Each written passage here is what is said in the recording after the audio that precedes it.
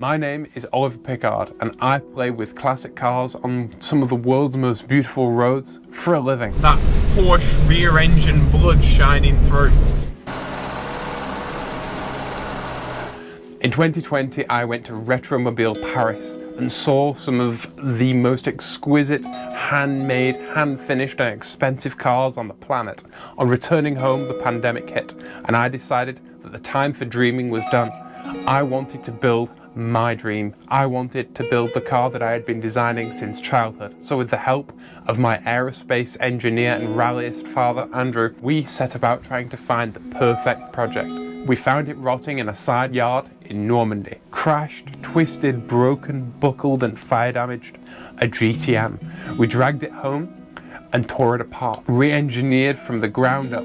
Engine, suspension, fuel system, drivetrain, even the seating position.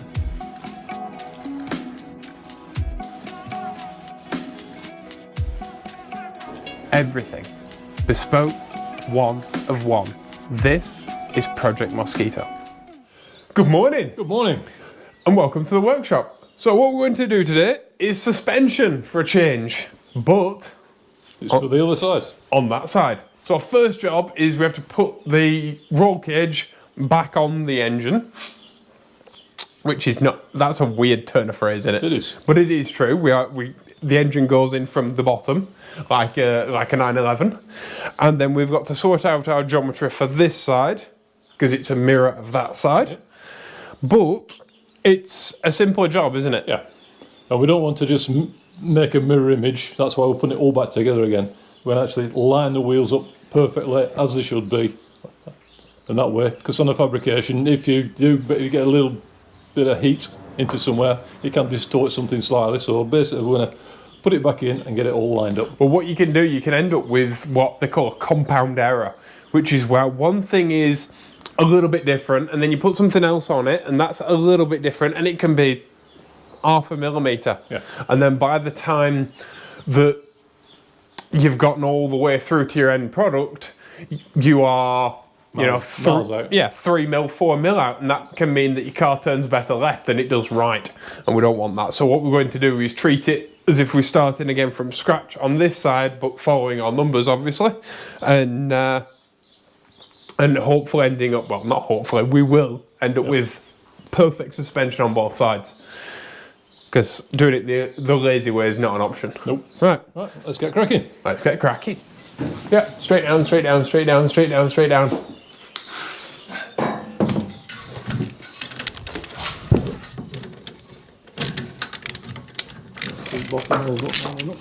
Give me a second. Remember, the bolts have little nubbins on them, yeah?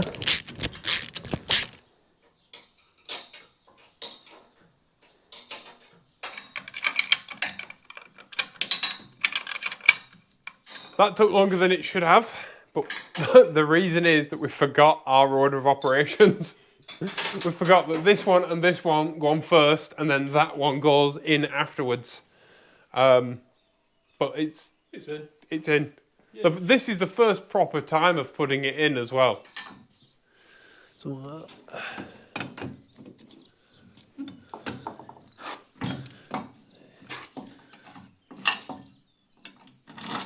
I done cocked it up, pa. There you go. Ha ha. Yeah, there you go. Let's pop things like that. We may need to move this chassis table over because this is slightly ridiculous. Yeah? Yeah. Well, that's the thing. The engine and the car have to come this way in order for it all to hang off the table. Yeah? So we have to move the table that way and then the car this way. You can sit on this like this. No, because we've got to be able to put it through its articulation. Yeah? That's better. Oh no! That's all floppy. Where's that frozen there? Get round. There you go.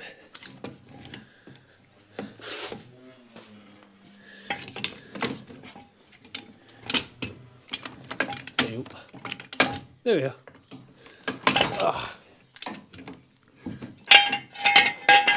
Somebody get a nut on something.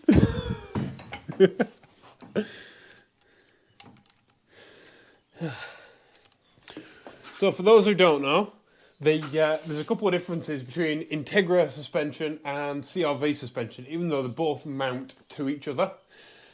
One of those differences is that this arm is on a slight angle, and another one is that this piece of the arm is chopped off on an Integra, and it has a different cap on the end here, so that you can run big wide wheels and it doesn't interfere.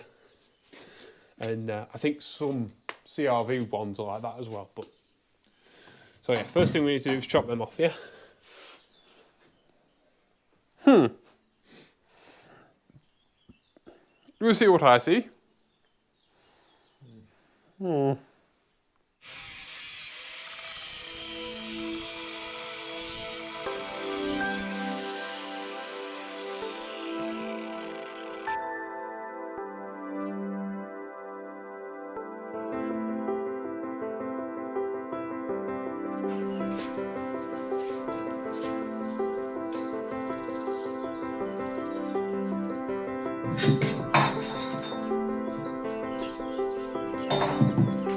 Spot on.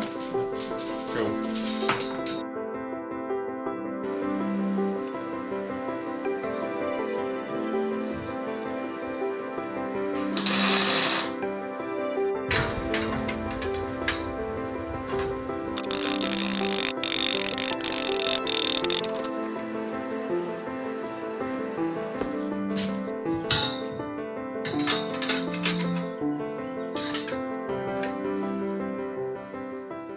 There's one bolt there and it was right in the way, and there was no way that we were going to get a bolt on the back of it and a bracket and it all to fit. Fortunately, Honda came to the rescue yet again by designing these bushes as push fit. So we've simply used some of the factory adjustment and pushed it out a bit, and it fits perfectly. It's not tapered. It's not a tapered fit, it's just a push fit. So we've simply used factory adjustment to adjust it. And so it's still pivoting through the same place that it would have pivoted through. But obviously, these bushes being from a 1,500 kilo four-wheel drive, they were designed to have a lot of articulation in them, or be able to articulate a lot, with a very heavy vehicle on top of them. Which means that because they've got less weight on them, it's the same as having firmer bushes. So it is perfect. Like, we haven't had to cut the bush, we haven't had to mess with the bush, it just fits. There is tons of clearance, and job's a good one. We can now get a bush on and a bracket and then everything, and it won't hit the gearbox housing. Isn't it great when things work out? We've spent ages looking for bolts, trying to figure out a way of doing it, and in the end all we had to do was slide the bush back. So we've simply tapped it this way, and so it still pivots through where it was going to pivot, because this bush is about 50mm wide. So there was plenty of room for manoeuvring. So now when we make the bracket offset. Mm-hmm.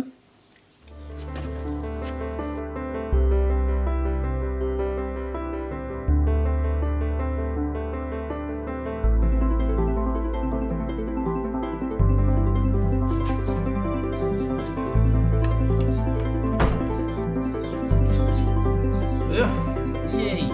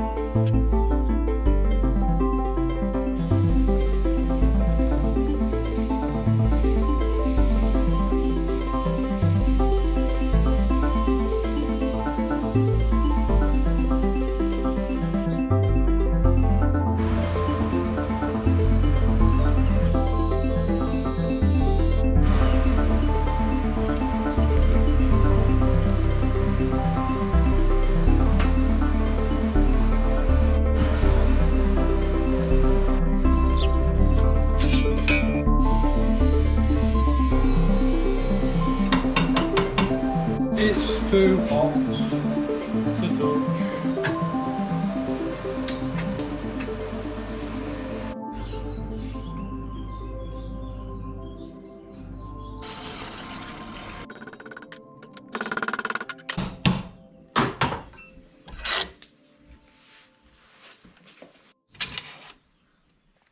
If you didn't already know, my dad is an absolute legend. This week I've been massively overwhelmed with everything from government bureaucracy to escape chickens and shearing up chicken runs. And Dad's just soldiered on without me. As far as the fabrication is concerned, he's done amazingly. And I don't know what I'd do without him. He's superb. We've been together for all of the maths stuff and all of the figuring out, just making sure everything's the same. But, as that side, this week it's been madness. You know, it is. Some weeks just you don't get a minute. It's been one of those. But I couldn't be happy with how it's all coming together. Now you'll notice that this bracket, obviously we moved the bush, so this bracket steps out and this one steps in. Now that would massively offend my OCD. However, it's the best way of doing it without modifying everything. I don't want to cut that one off because I could cut that one off and make the bush the same as this one, and like reverse the bracket. However, there will be an exhaust hanger here, and I was going to mount an exhaust hanger to this one anyway, and it will be better support for the hanger, and I can actually just make the support.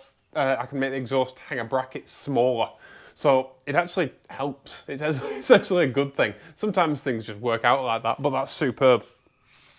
So even though that bracket sticks out further than I designed it to, it's actually in our favour, and that's really cool.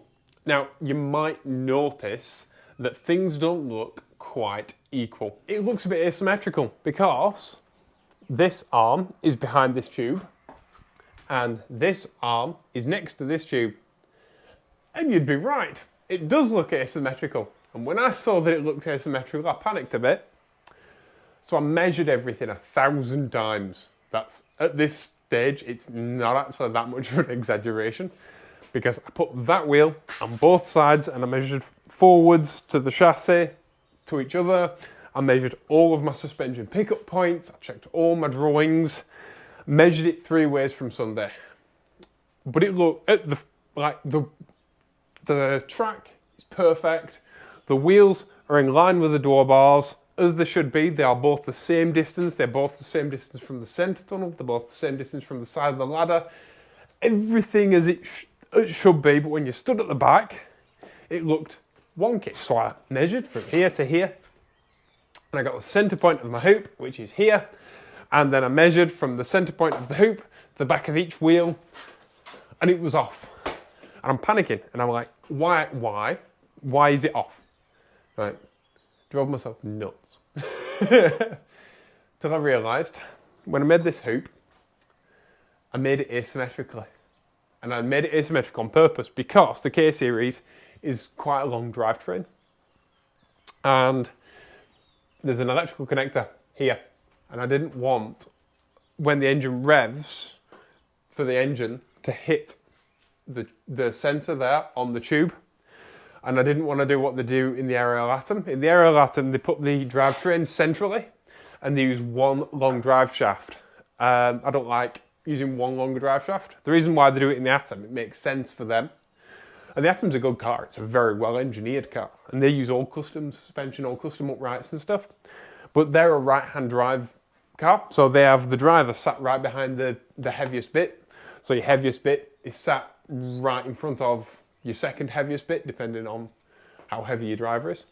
Whereas mine's a left-hand drive car. So I'm here, and my partner's here. And Miriam weighs 30 kilos less than me. So I wanted the engine over that side. And I didn't want to shift it over, and I wanted to use factory shafts. And so I completely forgot that in order to do all of that, in order to use the factory shafts, in order to have the weight where I want it and get my weight balance correct, I'd made this hoop asymmetrical and shifted it to one side. And so my centre line of my car here is actually here and not here at all. So I panicked for absolutely nothing because all of my design was absolutely correct. And I'm second guessing myself for absolutely nothing. And that's the reality of this build taking so long. But that's the thing, I get tunnel vision when I'm doing something because you can't think of everything all of the time, you know, as well as building a house, as well as growing all of our own food and all of that, and as well as doing everything, I'm also building this car. And when I'm building this car, I walk in this workshop and nothing else matters than what I'm doing. So I forget everything that's come beforehand, and I just focus on the future when I'm planning, and then I focus on the now when I'm working on it. And I pick a thing and I focus on that entirely. In this case, the suspension. So of course I completely forgot that I made this asymmetrically. So everything's fine. And I panicked for absolutely nothing. The other reason why I didn't want to, by the way, shift the engine more centrally is because then the gearbox would run into that top arm. And there'd be no room. There'd be no room for a mount or anything like that. And that, like, I designed it all perfectly so that nothing runs into everything, there's space for everything. Okay, I didn't take into consideration that bolt there, but we've sorted that. Next week, this car, at the back at least, oh, by the way, I might not have mentioned this. This jack is currently holding the engine off the table. The whole back of this car is currently not touching the table. So I can actually put my hand underneath it and do this. Ooh, floating engine. That's a first. It's the first time this engine has supported its own weight using the engine mounts. So I should have mentioned that earlier in the video. But that's one of those things. It's been a bit of a whirlwind week. And in the mad panic of thinking I completely messed up my suspension geometry, I didn't think to film that bit. But yeah, the engine is now, for the first time ever, supporting itself. And next week, for the first time ever, the car will support itself at the rear using the suspension on both sides. So we'll be putting another wheel together. We'll be finishing off all of this stuff. And she shall suspend herself for the first time ever. And our little Mosquito will be one step closer to being on all four wheels, which I cannot wait for. I'm massively excited. Last week, we hit 4,000 subscribers on this YouTube channel. Thank you to everybody who has subscribed and supported this channel. Since, you know, whether you've been here since the beginning or whether you've just found this video and clicked subscribe while you've been watching, I couldn't do this without you. You're all awesome. And not only are you awesome, we have such, like, the community is awesome. Everybody down in the comments is awesome. Every single week it's all positive and wonderful. You know, I hear so many YouTubers complaining about their comment section and how bad it is. I don't have that. So thank you all for being such a wonderful, warm and positive community, inspiring me to make videos, but also actively helping me to build this car. I honestly don't know what I'd do without you. So thank you all. You're mega. And if you'd like to subscribe, then there's a button there that looks like my face, and numerous other videos which also have me in them in some capacity. And also Dad in many cases, and sometimes Miriam. So thank you all for watching. Please be awesome to each other. Oh, we have another channel as well that's all about house stuff and the building of my house. So go watch those videos as well and subscribe to that channel. And please be awesome to each other. I'll see you all in the next one. Bye bye.